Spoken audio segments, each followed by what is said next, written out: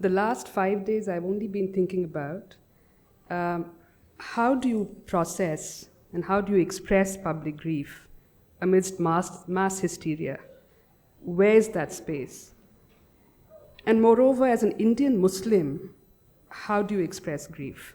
How do you express public grief? हर्ष जमा कर लेते हैं मुसलमानों को, प्लेटफॉर्म भी देते हैं, पैनल्स बनाते हैं, but actually I think that in this day, the only time Indian Muslims are actively invited to speak on a public subject is to condemn acts of violence where the perpetrators are Muslims. That's the only time Muslims are actually called upon to speak publicly. Not on the CAA, not on the Waqf amendments, not on belonging, not on anything, but to condemn. So I think that Indian Muslims now, in a way, inhabit the figure of the Rudali, the professional mourners. And the Rudalis were often widows, abandoned, considered very inauspicious, considered untouchables, didn't belong in the village. The only time they were called upon inside was to mourn, was to express public grief or to express public anger.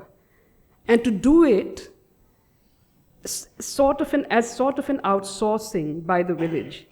कि तुम कर दो इसको, ये हमारी जो grief है इसको तुम represent करो, तुम express करो. And that's how I've been feeling. So the question is, how do I, as an Indian Muslim, express public grief as an equal, as your equal, without being performative, without being dramatic, without being reactive? By an equal, I mean that how do I do it without the genuineness of my interests not being doubted?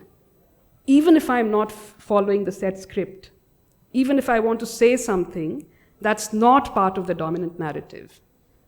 And here's what I have to say. It was a dastardly act, but why should we have to say it over and over again? What is the need to say it, especially when there's no difference of opinion about this? There's no difference of opinion in the media. There's no difference of opinion in civil society. There's no difference of opinion in the state responses or internationally.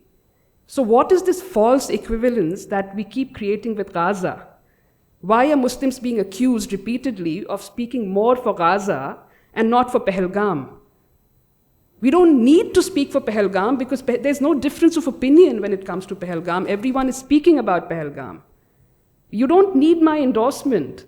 And it's not my endorsement that you're asking for. You want me to take the blame for it. That is what you're asking for.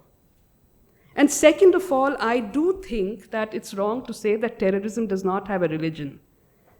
I don't think we can deny that it is driven by religious hatred. In fact, terrorism has a religion. Terrorism has a whole lineage.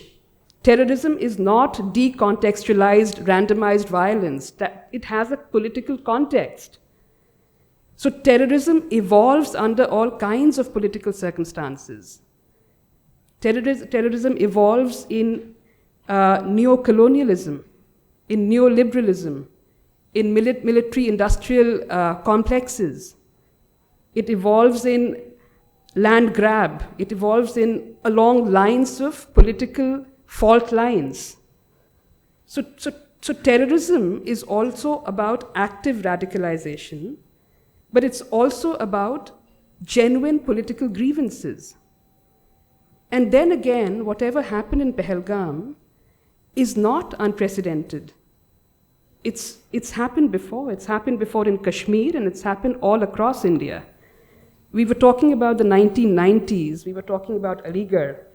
I remember growing up, this was infamous, when students would leave Aligarh Muslim University, trains would be stopped in UP, across UP.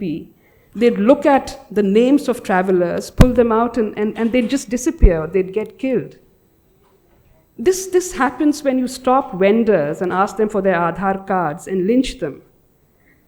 But let's not even talk about non-state actors. Let's talk about the state.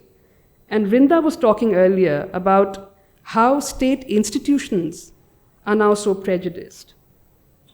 They're so selective and they are biased, and there is state violence, targeted state violence. But let's leave that also aside for a moment. Let's just talk about how post-370 Kashmir has been set up vis-a-vis the Indian state. The Indian state has treated, the dominant narrative is that this is a vanquished community, that this is a vanquished people, and the victors are the Hindu nationalists, the Hindu nationalist state. And if that is the framing that you do, then it will echo in all forms of violence. If that is the kind of framing that you do when you set up the CAA, if that is the kind of framing that the Indian state does when it talks about films like Chhawa, the victory of the Hindu nationalist, then unfortunately this is exactly the kind of responses that will come to you in the form of the most heinous violence.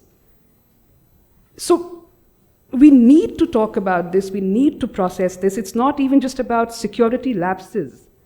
It's about how we're conceptualizing the state. You know, also, Harsh, I was a little confused because I thought I was talking about communalization of the state administrative machinery. But really, there's no difference anymore.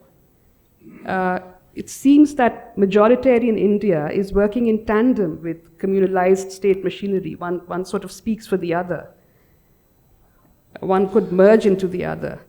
So this is what I have to say, that my grief is authentic, my emotions and my interests are very genuine. But we need to pause and we need to reconsider how we are framing our problems, and therefore they're just being reflected back to us.